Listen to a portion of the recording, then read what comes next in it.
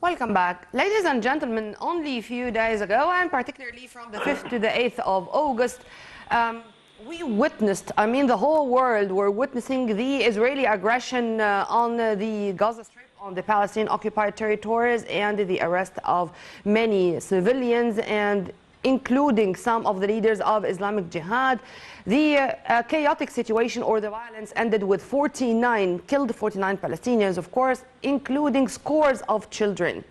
And until the moment, we did not witness any interference into the issue except by Egypt. Egypt was the one who interfered immediately and reached this truth, and just to stop more bloodshed.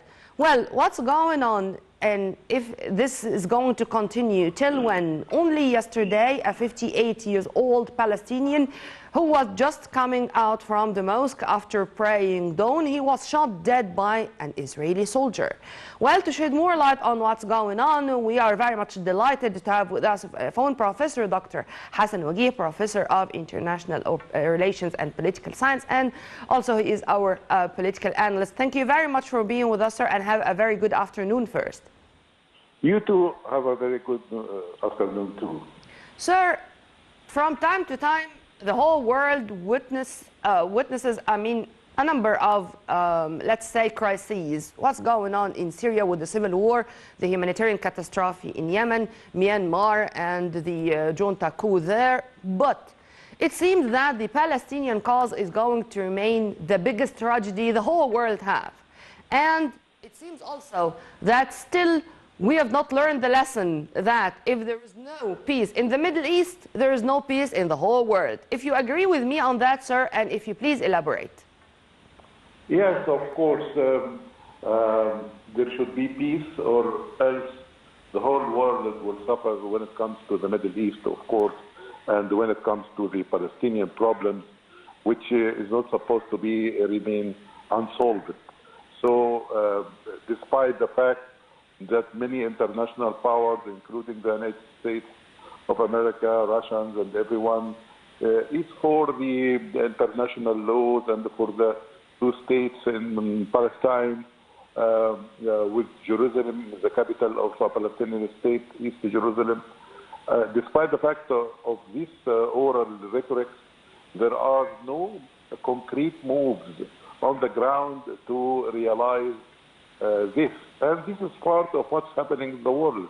The world now lacks effective international system that enforce the international laws and human justice.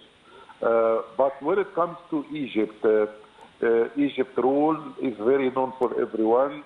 Egypt's role is to go for stability, for de-escalating conflicts, for going for sustainable developments, and this was proven in so many tackling of crises from the Egyptian side. Yes. Sir, also there was a communique which was released by the foreign ministries of 9 European countries, and I'm going to read just a part of it to know more from your vision regarding the issue. We are deeply concerned by the raids which took place in the morning of the 18th of August as part of a worrying reduction of space for civil society in the territory. These actions are not acceptable. Belgium, Denmark, France, Germany, Ireland, Italy, the Netherlands, Spain, and Sweden. Those 9 European countries said they were deeply concerned by the Israeli government's forced closure of several Palestinian NGOs operating in the occupied West Bank. You mentioned, or you said a very important phrase, the word rhetoric. Is it only words, and we should not expect something bigger than that to take place on the ground? Unfortunately, it is rhetoric that is going on, but it is necessary rhetoric. It tells the entire world about the right and the appropriate stance that the whole world should stand for. You know, the Israelis have conducted unmotivated aggression lately, especially after Egypt has exerted a great deal last time with what was called the the previous battle between Hamas and Israel, and Egypt came to the podium and made intermediary role that succeeded in containing that kind of fight, and each one was happy with getting into this. But unfortunately, and Egypt also started the developmental efforts in Gaza. So it was terribly unmotivated on the Israeli party to aggress, to do a kind of aggression. And the rhetoric of the European Union is valid here to condemn these kind of actions, which were unmotivated, and it really spoiled the efforts of bringing stability for everyone. Professor Wagih, you are also a professor, and because of this, I intended to read a part of this communique just to know your analysis as not only as a political analyst, but also as a man of language. Only concerned, only not acceptable, but there is no harsh words, as the EU statements regarding the illegal settlements, of course, just to say that we condemn the illegal settlement expansion, but no more than that. How do you see this? Is this only the diplomatic words to say that we said it, or this is our stance, but nothing is intended to be implemented on the ground, or what? Oh, okay. Thank you very much for bringing in this kind of question, which is dealing with linguistics. Yes, when it comes to linguistic analysis of this, in linguistics, we have a term called speech act. Speech act here, like condemning, denouncing, etc. But with the speech act, there is something in linguistics. We called it the felicitous condition. Yes. The felicity condition. The felicity condition is the ability to carry out the speech act which is being uttered by that party or another party. So here the felicity condition is missing. Why? Because there is no international system that enforces resolutions and go for the achieving and implementing justice in a very rigorous way. So I think here the felicity condition is not there in the language of the European Union, and I think this is part of the larger context of the problem that the entire world is suffering. The entire world is suffering from, many of the peoples all over the world, especially the peoples in the south here, have already paid a lot for the crisis being launched by the great powers. The great powers, as Kissinger said, they lack ability to do something in the direction of a roadmap towards establishing intelligence with diplomacy. Because if you don't understand that getting things by points, and you think that you can go to violence and military force and you achieve something, you will never achieve something except zero sum for the big powers and for the small powers and for the developing nations, which is the case with all of us in this world. It's not only the communique of the European Union when it comes to the linguistic map or the legal linguistic map all over the world. This could be looked at because of lack of enforcement and the felicity condition of speech acts. Sir, also, when it comes to the aggression on the ground, of course, it's not acceptable by any means, because claiming the lives of innocent people is something which is criminal. It's included under the international criminal law, very much prohibited. But in the same time, there is another crime which is taking place even as we speak. The trials to change the identity of the Islamic, Christian and Jewish places to be only Zionist. The illegal settlers' invasion to Al-Aqsa Mosque under the protection of the Israeli occupation forces. How do you see the repetition of such things on the ground without anyone raising a thumb in front of the Israeli administration or the Israeli government? Yes, actually, you got us to go to this important maxim, which is moving the religious prophecies from being implemented, because in each religion there are prophecies.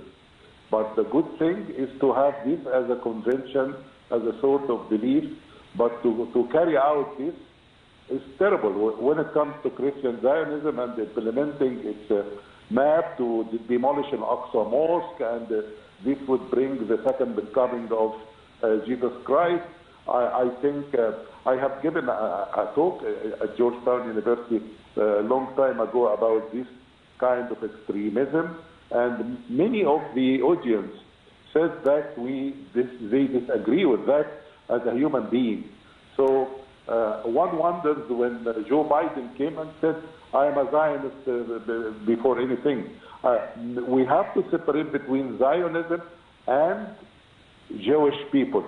Jewish people, Christian people, Muslim people, people of different religious affiliations are most welcome. We should all live together. But to use religion as a prophecy and to try to implement this prophecy, which jeopardize peace and security and rights of others, this is terrible, and this is some sort of terrorism. Yeah. Either intellectual or real terrorism, yes. Professor Wagih, I don't know if you were watching television or no, just on the screen just beside me, you would find Palestinians just using stones in front of live bullets, and you would also watch thousands of Palestinians paying farewell to one of their martyrs. Now social media is very important, and you would find thousands, if not millions, of people circulating such footages. And with a mother, for example, who was paying farewell for her martyred son, and with cheer, with a smile, saying that she brought him up for God and he lost his life for his country, then he is a martyr, then he is in paradise, then I should not feel that sad about him. Such messages to the whole world, to what extent they do have their impact, positive impact of course, or they do have I'm not going to say pressure on the international community, but to tell the whole world what's going on and how the Palestinians are reacting to it. Yes, actually, as I remember, one of the poems, it is sad situation, and it is getting more and more absurd. Yes, it is a situation that could be described with these words. Actually, yes, it is good that you brought up this issue of the imbalance in the international media platforms, and social media is trying to compensate for that by such videos. And as you have seen here, Palestinians are killed by, we call it cold blood killing. And again, this scene that you are demonstrating now refers to the early Palestinian Intifada. Yes. And talking about linguistics here, the foreign media use the word the Intifada because it's so unique to the Palestinians, and they use it in their English. Yeah. So they don't say uprising because, yes, as you have seen here, I always use the word Intifada. Fighting, yes, fighting by stones, confronting machine guns. Yep. And one final issue, or one final, I'm not going to say question, let's say it's a wish that all people around the world are going to read the poems of Mahmoud Darwish and Amal Donqul regarding the Palestinian cause in English. I think they were all translated. Mm-hmm. Right. Well, Professor Dr. Hassan Wagih, you are always an added value to our program, sir. You are a professor of linguistics and political science. Thank you very much for your input, sir, and have a very good afternoon. Well, let's live with this detailed, comprehensive report about what's going on in Gaza, particularly in the past 2 days. And then we are going to turn back with more, so stay tuned.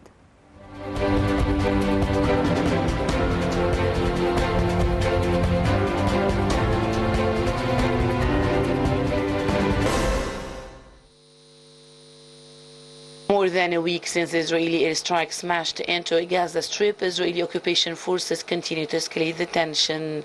The Palestinian Health Ministry said that a Palestinian man was killed Friday by Israeli forces during a raid in the north of the occupied West Bank. The victim, 58, died of critical wounds sustained by live bullets from the Israeli occupation forces in the head in Tubas. The mayor of Tubas said the victim had been leaving dawn prayers when he was shot, adding that he had been unarmed when he was hit. Overnight, the Israeli occupation forces arrested 5 Palestinians from Tubas and the nearby town of Tamum, whom Israel claims planned for attacks. On Thursday, Israeli forces killed a Palestinian youth in clashes in the Israeli-occupied West Bank city of Nablus, and Palestinian medics said that at least 30 Palestinians were wounded, 4 of whom were shot with live ammunition, and 3 of whom were in critical condition.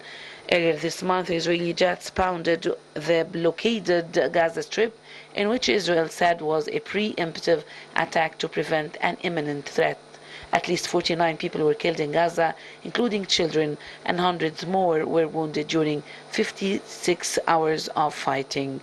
Israeli forces have carried out nearly daily raids in the West Bank in recent months.